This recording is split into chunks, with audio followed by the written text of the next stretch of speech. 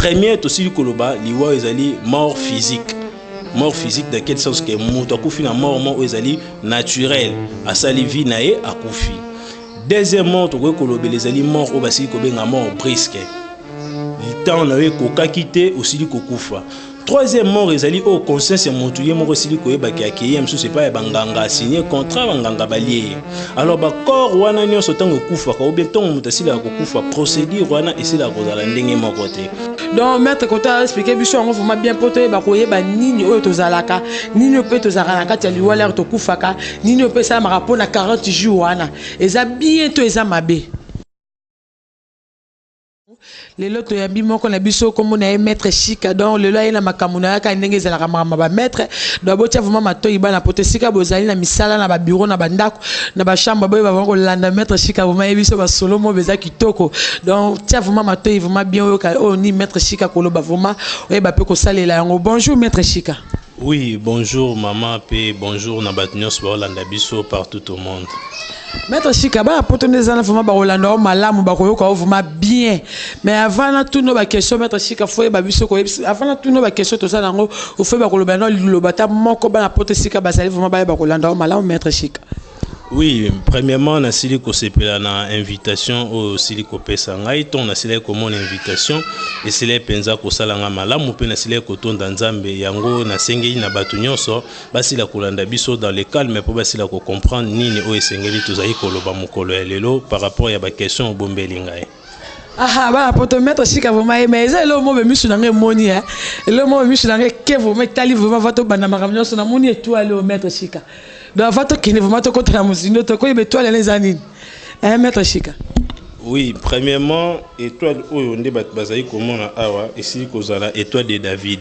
Esili kozala étoile o esili kozala na subranche. Alors, yango wana esili kozala na création ya mokili. Donc, sujet à étoile oyo ou bien enseignement nango ekoki kozwa biso pendant plus ou moins 7 heures du temps. Mais à la prochaine peut-être na royande kolobela yango malamu nini esengeli pona étoile oyo puis pourquoi bat bakoki kolata yango pona symbole moko divine. Ah bana pote ba Londres boyo ki maître Chika ndalo bi maître obenga o maître tongi to ba maître za nini donc ba maître ba comme belé ba maître avocat mais nga attaqué déjà et le mot hein botali bien to moni vraiment et le mot be mo expliquer tongi to ba maître ngo za nini pour te comprendre moi malam. Oui, nga na sili kozala maître. Premièrement maître outil na mon maîtrise. Nga na sili kozala maître spirituel na kati ya magie divine. Bato belé ton bakoyoka na sili koloba magie alobi magicien kazali magicien. Oui, nazali magicien mais na sili kozala magicien ya Nzambe. Na sili pe kozala o basili kobenga na lingala nganga mbenganga ya Nzambe. Na sili kozala na kati ya magie divine. Aba ba na poto ba Londres te maître wana se présenter to gito parce que maître e ba ko yimbolela biso no o ni neza magie divine o biso to tikala ko e ba te to e ba ko e bango maître ko lobela biso par rapport à liwa ce qui muta kufi par rapport à liwa ce qui muta kufi oli moné ke ndara wapi. Oui, merci mingi pour la question. Premièrement na ko yikoloba boy mutu esengeli ayeba avant de nous monter à Kosila Koya à Namokili, Moto Azalrana nous réserver quelque part. Amia Moto si la Kozana dans les néants. Avant Nzamba si la Kobenga Moto ya Kokoto na kati ya matière na kati ya 7e jour ya fécondation. Premièrement, Moto Nenga Sili Kozalawana, tant Moto si la Koya na Mokila Zalano na kati ya Libuma Mama nae. Avant Moto si la Kobima Awa, Moto Asili Kozala na ba loi o esili Kozala Awa, ba karma na ba dharma et les imprévus. Ba karma sili Kozani na ba dharma sili Kozani. Ba karma na ba dharma zali ma benyoso o Moto kosila ko vivre na kati ya Mokili. Malamu nyonso o Moto kosila ko vivre na kati ya Mokili. Ils ont déjà préparé. Alors ils ont des locaux au bas tout aussi là qu'on crée bisomoko basili ko benga les imprévus. Les imprévus tu as qu'on créer par rapport il y a ba réalité il y a ba vie tu as qu'on kuta nango sur terre. Il y a on basili ko benga les imprévus. Alors ceux qui siko moto a botami. Premièrement, ceux qui moutazana nous mwana mukie, ceux qui mwana botami za mwana mukie batebele ba comprendre les pourquoi msusu bébé ala la ramingi. Bébé ala la ramingi pourquoi ou bien mwana ala la ramingi mingi pesa la muki il faut aller là. Bébé ala la ramingi mingi pourquoi c'est parce que tant que moutazana nous akokisi na nous inanete. asili kokokisana nous 12 mois ou bien 12 signes zodiac te na kati ya nzoto na ye. Mutu azali na temps ya kubandaka kolala mingi. Bébé sengeli alala mingi. Bébé tango alala kana akindaka kozonga na monde esika towutaka po atalaka programme na ye ndenge nini basile kobongisela ye na mokolo. Ou bien programme na ye ndenge nini basile kobongisela ye na kati ya mokili.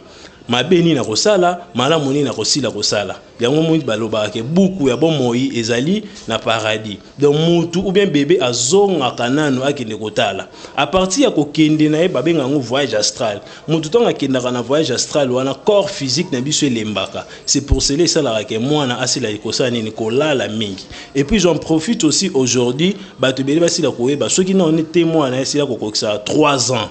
Et sengeli na ye par exemple sera zo bima zo zwa mbongo te ou bien zo sala makambo zo simba te soki ya lobeli mwana za na capacité ya kosala intérim ndenge mona ba ange il faut yebisa mwana bébé talanga na zo bima na zo ke mosala sambela po na ngai makambo esila ko marcher talanga i papa na ona zai ko tambola bien te talanga i mama na ona zai ko tambola bien te mwana tango asila ko kende na cahier de constitution na po kende ko tanga ba livre na ndenge nini ba ko lakisa ya ko vivre na mokili par là pe mwana zai na capacité ya ko zwa prière na yo mama ou bien papa asila ko mema yango vers les hauts.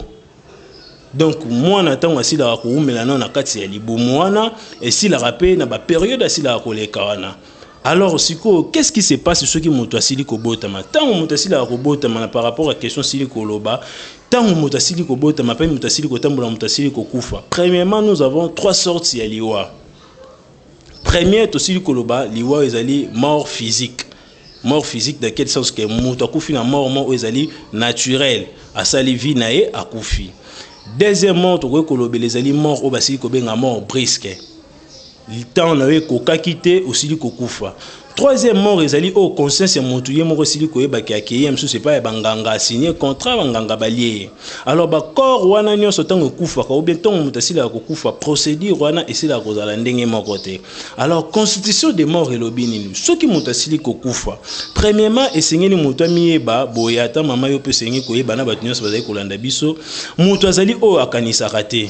Moto azali au-delà ya auto sila kokanisa. Moto asili kozala multidimensionnel. Mais biso moko to se limitaka. Pourquoi? C'est parce que corps na biso oyo esila kokufa ezali corps physique. Moto asili kozala na 7 corps na kati na ye comme 7 planètes comme 7 dimensions. Dans quel sens? Moto azali na corps physique. Moto azali na corps éthérique. Moto azali na corps astral. Moto azali na corps mental. Moto azali na corps bouddhique. Moto azali na corps atmique. Moto azali na corps divin. Ba corps wana nyonso na sili kotanga esila kokufa te. Corps esila kokufa esili kozala corps ou basili kobenga corps physique. Corps physique ezali lokola to benga rango véhicule oye komema âme na biso pour une expérience sur terre. Alors ba corps éthérique, ba corps wana nyonso esila kokufa te. Alors les mêmes formes autres aussi la kozala nango na corps na biso physique oyo, les mêmes formes peut aussi la kozala na ba corps astral. Alors par exemple na koloba nini, qu'est-ce qui se passe? Premièrement, nous avons 4 éléments de la nature. Na 4 éléments de la nature wana tozali na terre, eau, feu, vent. Ce qui muta kufi muta perdaka élément moko esili kozala terre. C'est parce que na composition interne nde basili kosala na yango moto. To remona na ba Bible na ba livre nyonso ebisi biso ke ange moko akitaki sur terre ayeko kozwa argile pe basili kosala na yango moto. Do esili kozala élément ya terre. Alors ce qui muta asili kokufa, qu'est-ce qui se passe na kati ya constitution des morts? Moto soki asili kokufa. Premièrement esengeli toyeba ndoto ou bien pongi ezalaka déjà expérience ya liwa. Soki aussi la kokufa te c'est parce que au roman dans le livre Ecclésiaste Salomon asili koloba ke avant que cordon d'argent na ye esila kokatana. Ezali na singa moko o esila ko lier tous les corps na sili koloba na babenga ngo corps d'argent. Kati yango maître na lobita mutu ko singa ne kataka c'est que za molimo poto ngita ba soki molimo la muta kufa molimo na yeke na wapi. Donc molimo ne va na wapi. Donc za molimo tondeni ba singa wana zoloba wana. Oui, singawana o tosili ko benga cordon d'argent. Réaction physique nango par exemple tout monde na yango pe esila ko bimata ngo mona sila ko botama. Singa o basila ko katana sili ko zala pe cordon d'argent. Mais on esili ko zala physique. Ko cordon d'argent on asili ko loba o eliera ba corps wana nyonso sili ko zala spirituel. Osali ko landanga très bien. Alors, ceux qui muta sili ko kufa, qu'est-ce qui se passe? Mutu tonga sila ko kufa. âme ya motu esila kokufa te, esprit ya motu esila kokufa te, mais corps physique ya motu esili kokufa. Par exemple, tokoki kozwa mort oyo esili kozala mort naturelle. Na mort naturelle, qu'est-ce qui se passe? Ce qui motu akufi. Premièrement, motu azali na droit ya 3 jours esengela pesa annonce pendant 72 heures. C'est parce que 72 heures ana ezali pe lié na 72 esprits planétaires au basila rakokenge la planète. Pendant la porte na ki mettre dans le biso muta kufi a pesa 3 jours.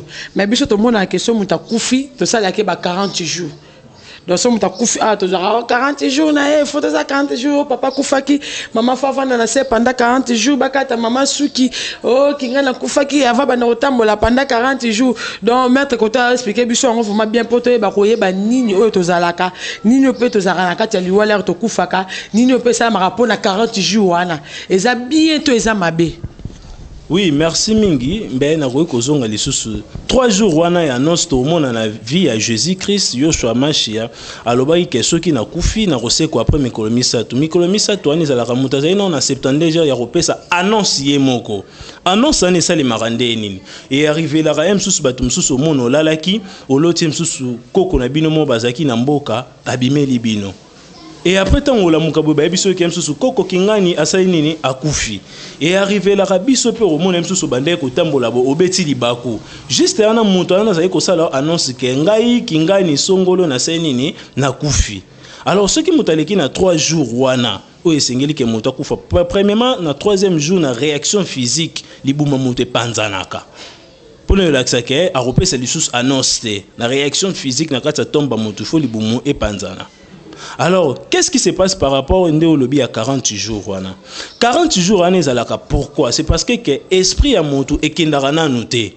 Toromona na bakouti mususu balobaka ke soki moto akufi bakokanga chambre na ye bakokanga bureau na ye, c'est parce que baloba torofungola yango toujours to panza matanga après 40 jours. Après 40 jours nde zalaka tango oyo esprit ya moto sala nini ekendaka. Alors soki sikoyo moto asili kokufa, qu'est-ce qui se passe après 3 jours wana? La constitution des morts elobi nini? Il faut moto wana bapesa ye kaye. Kaye wana esili kozala nini o biso tobenga ngo na mokili testament. Alors motu faz wasiko kaye na ye atala est-ce que nde na kufi boye maloba o nga na tikaki bozali ko respecter yango to bozali ko respecter yango te. Yango ne singelaka na no 40 jours, c'est parce que 40 jours ane zali tango espère moto zali ko bima bima azonga rakaka na tombe sika bakunda kiye. Azonga rakaka sika obo pla botika kiye wana. Alors qu'est-ce qui se passe? Tango siko moto kozwa kaye na ye akomi kotala ah mais c'est songolo bozaki na nyongola nga azali ko pesa nga nyongote o mon esprit ya moto wana e bandi ko bimela yo. Pourquoi bandi ko bimela? Pourquoi bandi ko menacer? C'est parce que na noté esprit na esi nani esiko ke na voyage wana. Donc moto azali wana pendant 40 jours esengeli esprit na etambo et mauvais pe esprit na esengeli ezonga kaka esika azali yango komona motu soki akufaki par exemple soko zu outillage na obelamba na ye olati yango avant que ye asila nanu kokokisa 40 jours ba réaction to mona komona vie na ye komi bloqué par exemple komona ke msusu ndongo zali wana yo pe olanda ye au moins msusu bofungola ki chambre na ye o sala ke esprit mabe komi ko sala na c'est parce que esprit na ye na ntesili ko kende asili ko sala kaka wana. Alors qu'est-ce qui se passe ce qu'on a après 40 jours? Ce qui 40 jours esili kokoka l'ange de la mort aoya ce qu'on a tombe na yo. Et si par exemple bakunda ki l'ange de la mort aroya souvent ba tout tombe mona l'ange de la mort forme na ye ezalaka mingi mingi asimba kambeli to sila ko simba épée. Alors tango aroya qu'est-ce qui va se passer? Arosila ko benga démon à gardien na ba ange gardien. C'est parce que tozali na 4 démons gardiens, tozali pe sous na 4 anges gardiens. Tozali na ange physique, ange mental, ange astral, na archange médiateur. O basili kozala ba ange wana basili ko kengela corps à moto. Ba démon gardien na ba ange gardien bazali wana na pas se défendre mais pour pas défendre yote. Alors tant ange de la mort akoya wana arozwa esprit na po amema yango na jugement arosala nini po esprit no asila ko mema yango arokata siko singana na sele ko benga corde d'argent arozwa yango arobeta yango na tombe nao esiko zalaki mbala moko réaction physique nini esali momona na 40 jours soko fungola tomba moto mona colonne vertébrale o esala nini ebukanaka. Donc cela veut dire que ange de la mort a bêti déjà wana physiquement ba mort colonne vertébrale et bouka mapé âme na ba sinini ba kena yango voyage. Tant ba kena yango voyage, qu'est-ce qui va se passer encore? C'est parce que la constitution des morts est un procédé presque ébélé. Alors, ba remema na astral inférieur. Astral inférieur ezali nini sik basili ko benga na Bible lie des tourments. Astral inférieur ezali esika o okosibir ba mabenyo sosila ko sana mokili x7. Da babi faut tambolaka malamu mon papa Didier Lengi babi faut salaka malamu po ke mona passe nesika ante belija de Bundesliga donc yokuti olobate salaka bolambola mpesa bisaka ba chambre fele pola ko kende kuna o mona ba passe ane belete donc ça vraiment passe. Oui, sikoyo mutu baromema na astral inférieur. Astral inférieur wana esili kozala mutu ko sibir ba mabenyoso. Yango romona par exemple ceux qui ndekona bino mo bakufaki, romona elue msusu na ndoto, ayebiso msusu esika nazali awa nazali ko souffrir, esprit na ngezali ko pemate. Esika nazali molimo na ngezali na kimia te bosambelela ngana zwa kimia. Donc akosibir ba mabeo nyoso sila ko sala x7.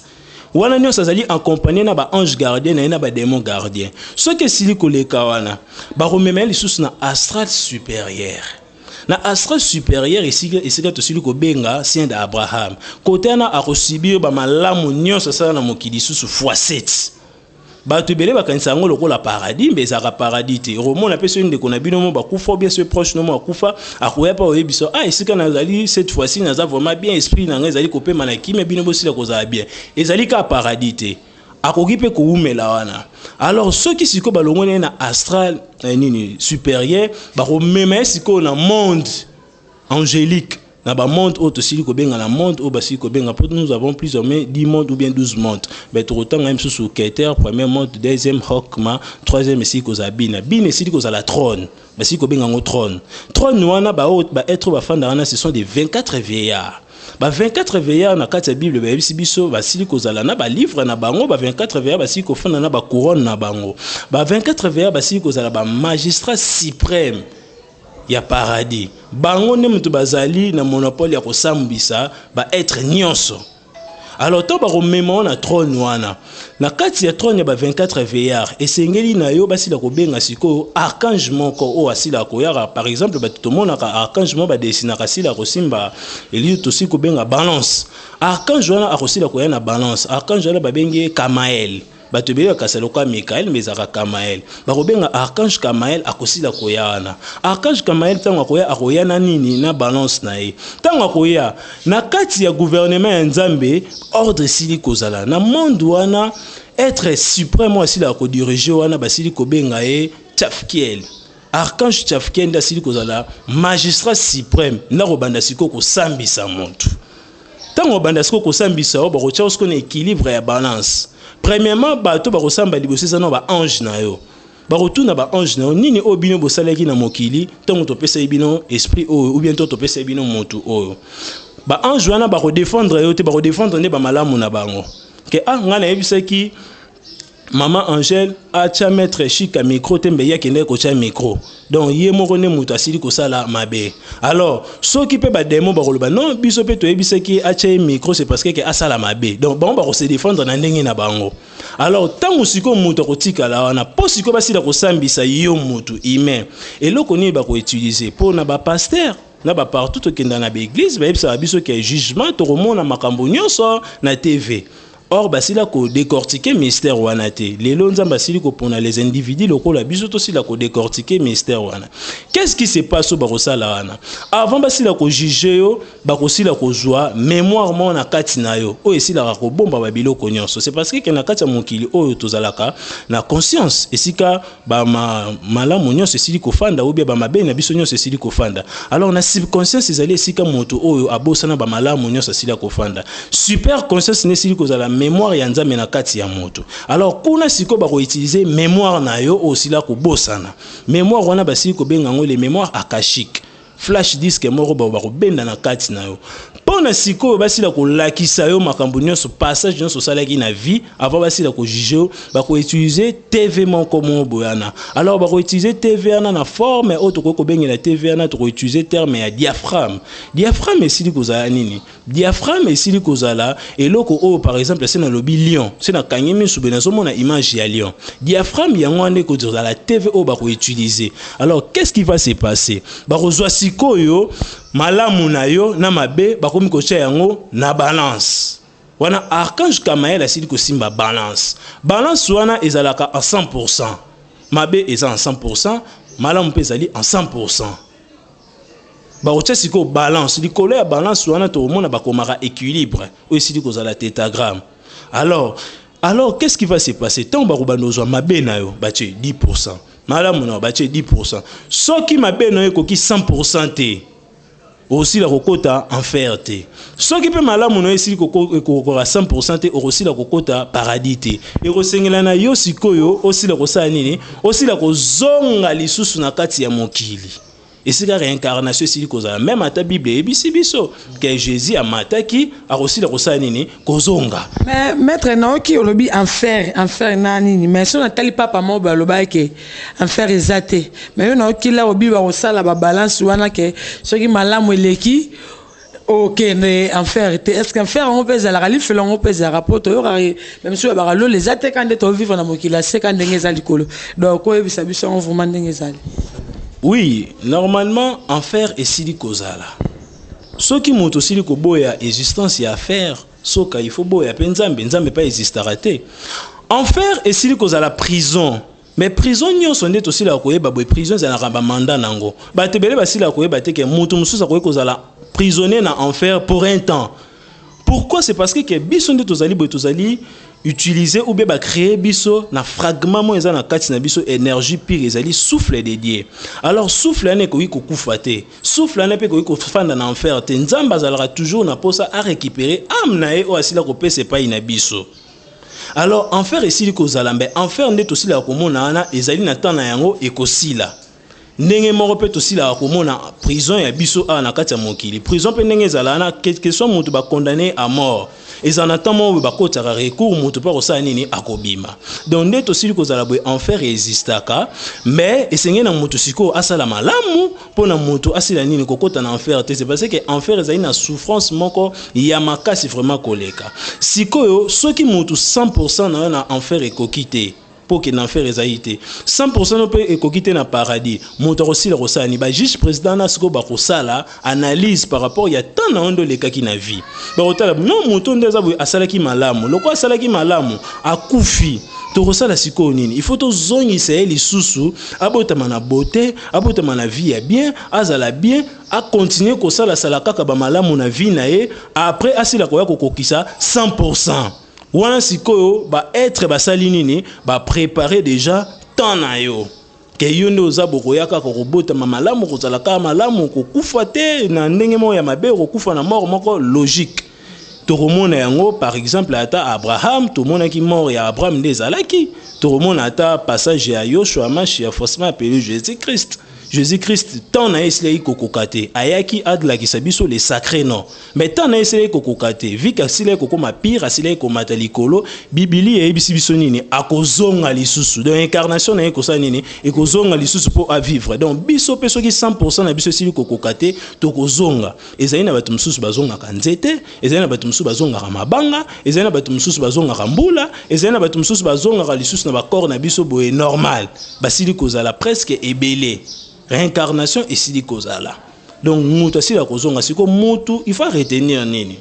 Premièrement mutu il faut miyeba ke na ndenge obiso to mimonela bato to sali bongo te. Il faut to tombo la conscience na biso poto kota na kati ya subconscience peto kota na kati ya super conscience sili kozala mémoire ya nzambe poto sila ko vivre malamu pe na mabe na ndenge ya malamu. C'est parce que mutu nyos na kati ya vie esengela vivre mabe na ya malamu. Poto komoma même ata na vie ya Jésus avant asila kozwa résurrection nzambe pasile kolelisa sur la croix balobaki Jésus asile kolela. Donc bato nyonso bazali kolanda biso mabe nyonso ezali kokomela bino bosila kolela te bosila komona yango normal et que nzambe akosila ko aider bino un jour bokosila kolongwa na ba souffrance otosili kozala na yango.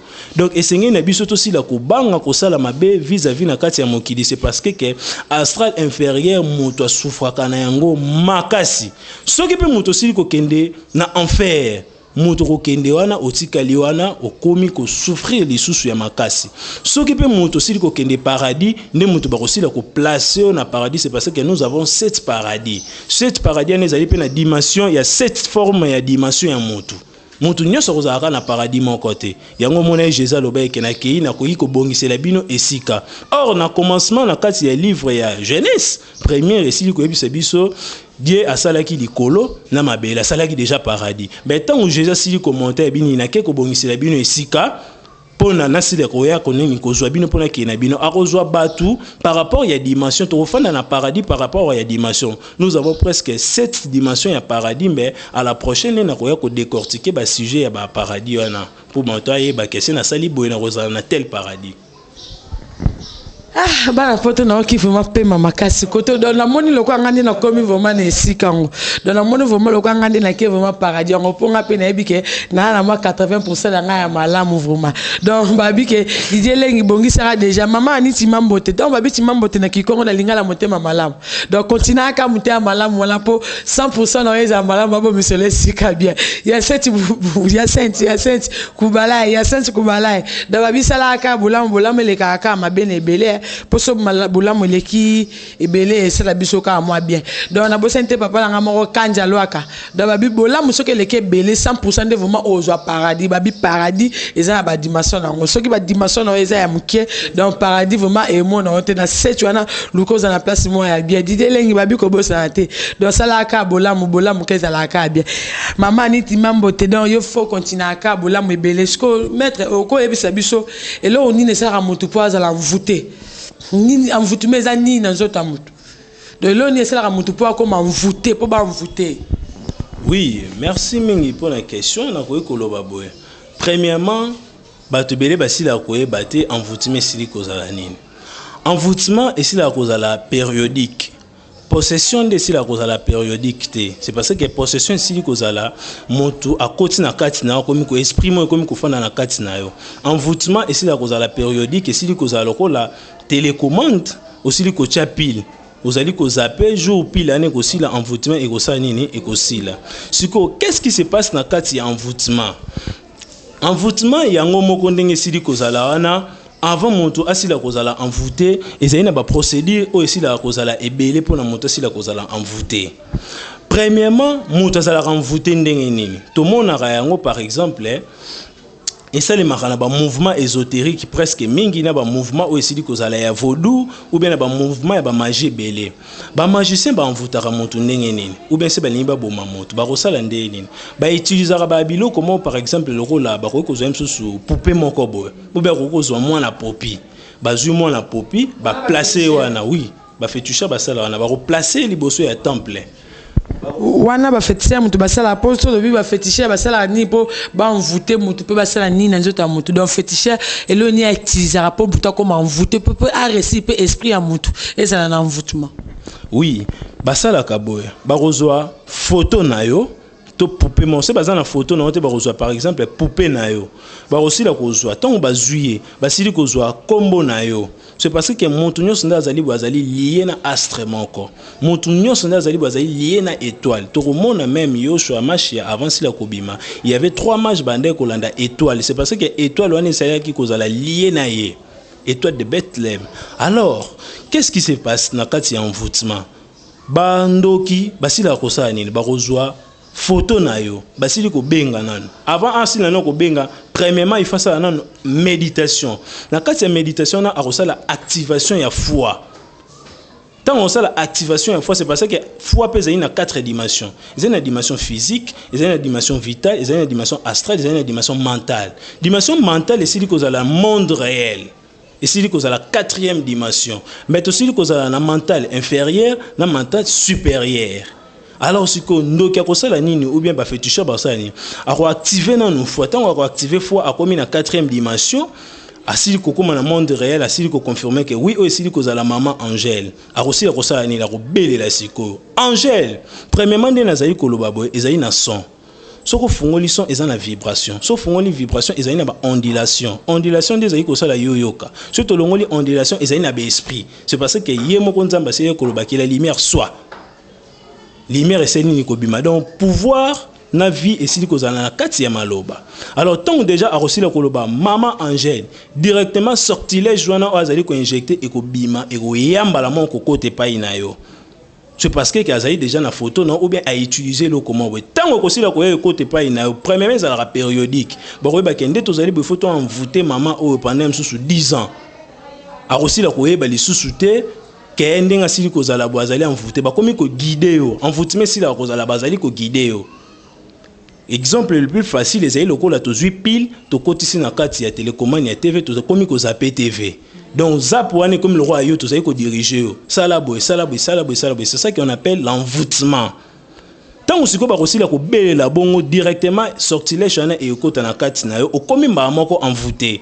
Au par exemple, moi na morobo abota mara normal et okoma na bata morobo e ayokoma par exemple kuluna ayokoma par exemple chege il est envoûté mais ça peut na envoûtement mususu ba boa kaka yango karabo e ya kokota pe na kati ya vie ya mutu alors tant envoûtement kokota na kati ya vie ya mutu réaction physique ezaka nini yo moko o ressentir mususu lisune bandi ko beta o ressentir mususu malili na kati ya nzoto o ressentir mususu suki ya mutu esili ko telema ni ne sila kosala bongo ezali siko na eloko mo basili ko benga aura eloko wana siko basili ko benga aura nde mutu ko sila kosala nini ko ningisa yo meta siko to mutu ba aura ngo ezali nini aura eza nini na via mutu na ba mo ya mutu est-ce que mutu nyoso za na aura kasi na nzoto na tant za na aura na eza nini mutu nyoso taza na aura na nzoto na photo ye ba mettre pour la rosolo ba photo ye ba poto comprendre ngo da babi ke sika mutazali azana aura nde ko ye ba to ye bango eza nini pe aura esala nini na kati nzoto bato.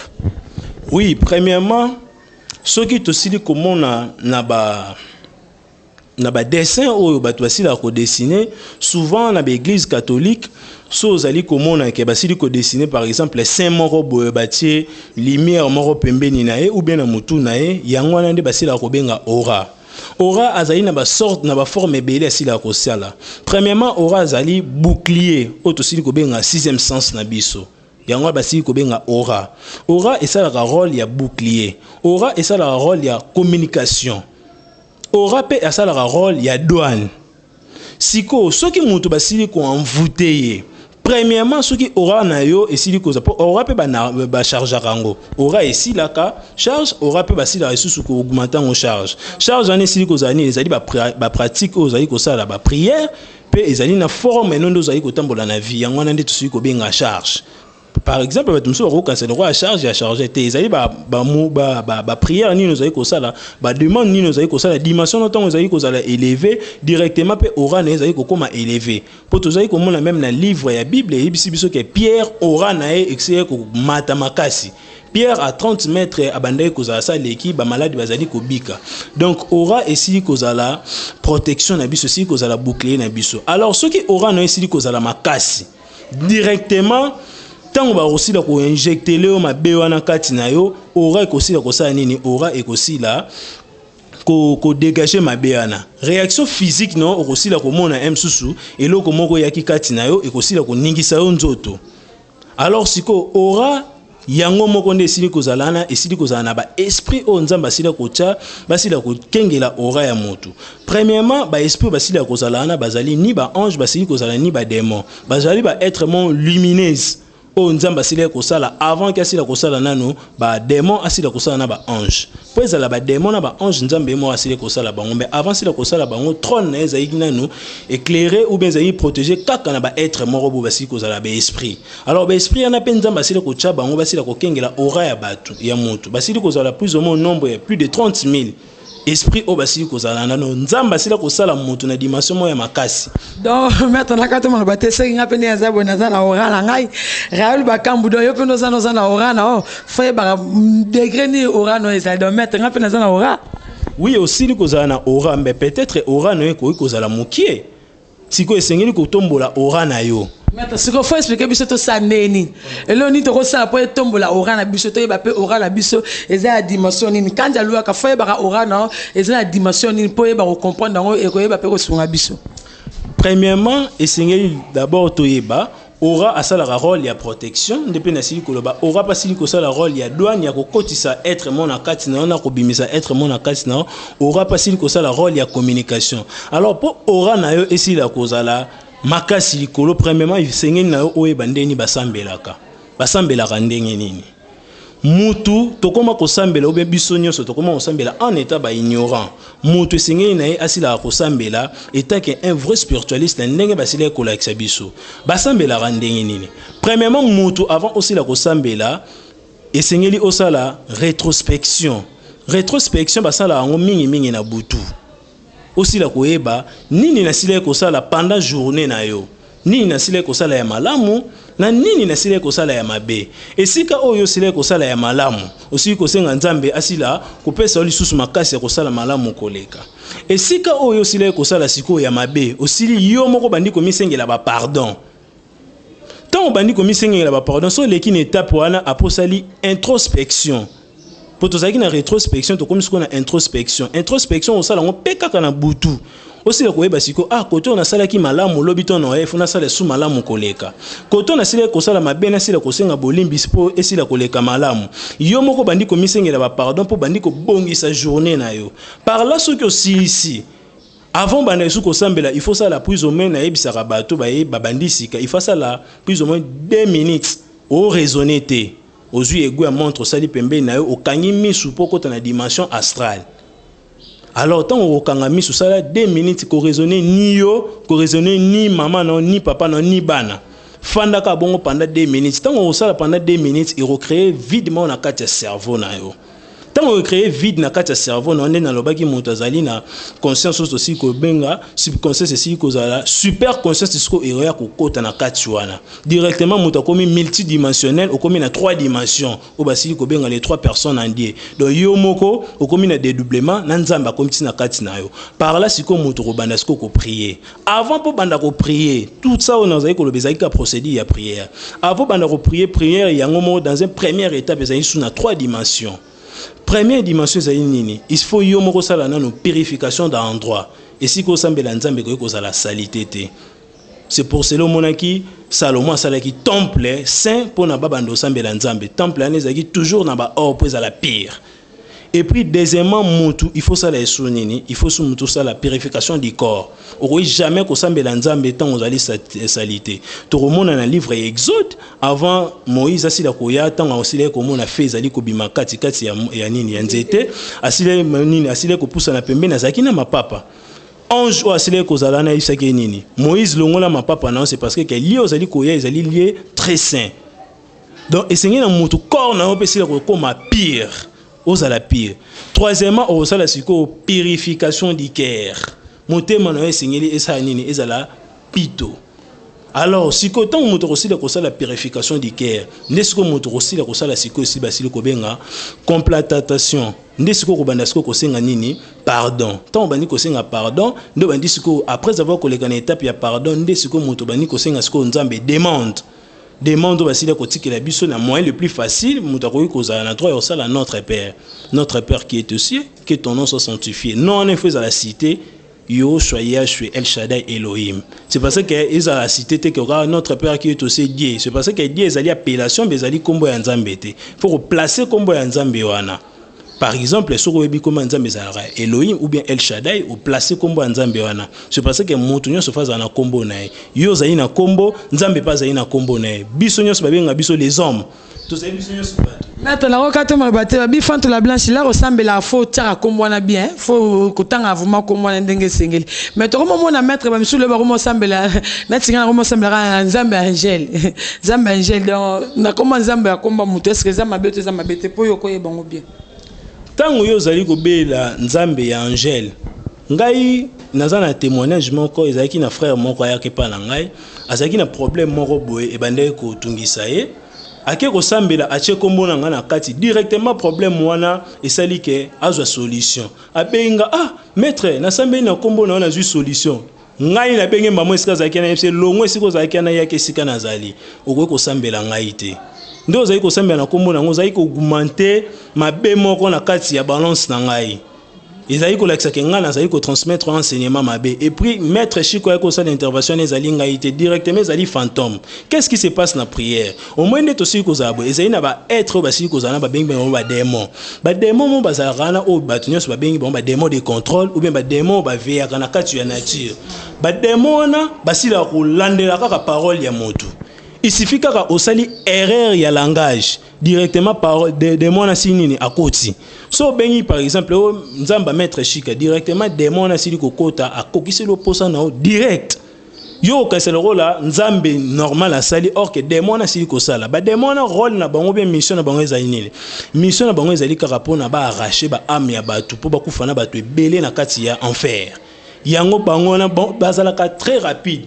Ce qui pasteur na yo lobi ke faut banda ko sambela ka kombo na ye sila ko boya yango c'est parce que esili ko za mabe na livre ya Exode 20 to remona seto bandi na premier verset tito comme na 23 nzambe mo razali ko ebisa le peuple de Dieu okoki jamais kosambela nzambe mususu à part ngai okoki jamais kongumba mela bikeko okoki jamais kongumba mela image donc batu nyos bazali ko zo ba photo ya ba pasteur ba photo ya ba maître asila ko tshela ko la protection directement sengé na ba yeba ke bazali ko sala maman lié na ba démon o basili ko zala ba démon de contrôle ba ya ko kokota na kati wana basala rapé ba guérison ba kokisa pe ba posa batu donc c'est ça. Bana poto na sepeli vraiment maître Chika vraiment ayebi ko sala biselo mobe donc sika tozali vraiment to ba kofungola mato ibento ba kolandango eza pe bien basi maître Chika to ba koyamba susu po ba ko yimbolela biso vraiment nini vraiment na bomo na biso auto sala rapé auto e baraté donc babi magie divine donc magie divine ezaka magie ya bonzambe kaka Alfred Katende donc tozala na rapport na bino do ba koyoka maître Chika ndenga lobi maître Chika lobi bonzambe ko yeba ko sambela nzambe babi basambela nzambe na saleté te mère Betty babi basambela nzambe na saleté te donc ngo sambela vraiment mutu non vraiment faut la propre makolo faut la propre po babi la Moïse yaki ko yoka nzambe na nzeta moto anja isara longola makolo po makolo eza propre sika nzambe vraiment lingaka salité te sika nzambe lingaka propre toujours na papi oinda babi fo sambela nzambe na po nzambe yenda zaka leader aliko na se bon maître yoti ko imbolela biso donc te ba ko sambela babi spadia mwaka fo ba ko sambela la exemple ya Karmi mo Karmi na États-Unis comment na ko luka nzambe DJ Buka pe na enda luka nzambe ka yo ambuye mona kata ke chassa fo luka nzambe fo landa ma Brunel mwaka binzambe nde mo konzika nde maître le bi photo sambelaka to comme na suka émission na biso maître yeba ko biso le basu kezani ni pona bana poto ba yiko landa o eli biso chiffre 7 donc to yeba ko landa pe ko yamba on bala 7 donc faut la biso maramunio so 7 donc le les premier jour deuxième jour troisième jour 4 5 6 ti dans 7 to yeba ko comprendre ni les na bon la biso na vie na biso na bonzambe maître pesa biso le rasuka. Oui, eloko asuka ezali na sepeli mingi na invitation pe na partage oyo et puis monde entier mo bazali kolanda biso partout sika bosili kozala boye bandenge nini bokoye kosala pona vie na bino esila kozala na ndenge ya malamu malgré ba pasi nyonso tosili kozala na yango mbe tosila kolembisa activation ya foi na biso te tosila ko activer foi plus de contacts ezali kaka plus 243 89 63 362 89 63 62 367. Oba poto to ki mettre le bi on ça ça pour se mettre à aider na ndenge ya lo sambo po ba bibo nzambe donc mettre bito sala bola mo ebele poto e ba okende na pesa nga bien ele on a biso peser 100 kg donc so sali ma bebele ba kozongi so asolingo zonga nzete to zonga libanga mais so sali bola mo sala ka bola mo te ko ki sante ba kozongi so ozala ka na bola donc limero mettre za na ba poto to e ba ko benga o za na posa ba aider mo kilimo mbesira ozali monde ati nord sud est l'ouest ba ko benga po ba ko ka mettre ye mo mettre ay ba ko ba nini za po bonzambe asala na kati na biso donc mingi olobeza te ba poto kande olobi bo ya mangela simia na ndako na bino donc bo s'abonner vraiment massivement na chaîne na bino B3 TV donc tamo bibo s'abonner za peka po tia peka Angel ba soutien ba nini ça biso ka bien et ce que zali oh bo Angel vraiment na ndako ne ça nga motema pasi nga na osambela nzambe ala vraiment ya propre walinga ba sambela bo solo po s'abonner ka na chaîne na biso donc mingi olobeza te vraiment na confirmation B3 TV babi yango nde makambo yango ne na ba mai na bango sika yango nde eka na makambo nango eka na bar na eka ndenge ezalaka na bosa interne na pesa oya ngai ba dédicace na musika sali donc na pambola bino na kombo nzambe nono inshallah donc Yoshua Masia apambola bino tout bazala kati ya liste na misala bino kende liboso makambo na bino tout ba projet na bino tout esimba na kombo na Jova Jiré Alpha Omega donc na bandi na mama Patience Lusani donc ba gros bijou si que zali Belija de Bundes donc yokuto yo lobezate dans la mola ke sika mo benga fola ke kuna ta un mois na ke pe misata ma mutu sala ngama ba bien na ke na Raoul Bakambu ba gros bijou si que zali Raoul Bakambu ba gros bijou si que zali Alexis Ngangala ba bimo na bino Angelanda e d'abord s'abonner bo partager mission na ngala ba OP ba ebingate ba OP ba landa biso te ba na landa biso na confirmation B3 TV et ça na biso bien quand Lwaka papa la ngada musala ka ndenge keneka malembe na bonzambe to kosala kaka Fatou la Blanche Dunia Safi Cédric Kumu ba gros bijou siko zali Alfred Katende Ani Dembo babi tantine Ani Dembo yonde makambo ba gros bijou siko zali Ani Dembo ba gros bijou siko zali Mère Betty na Bundes Patrick Kadosh Papi Oyinda Patrick Bopongo millionnaire babi on est grand millionnaire dollar c'est ça malama boko non la ba euro donc yonde makambo siko zali Didier Lengi mon papa coûte sans oublier ba go bisé siko zali musala malamu na kombo na Jésus Christ Yvette Matuti ya Sainte Kubalai babi ya Sainte Kubalai mo bala pembe siko zali bambo tebele musala malamu donc bo s'abonner vraiment massivement na confirmation B3 TV Angela Kotanda kuna binobo ya mbaye vraiment maboko fungwa ba gros bisous ba je t'aime.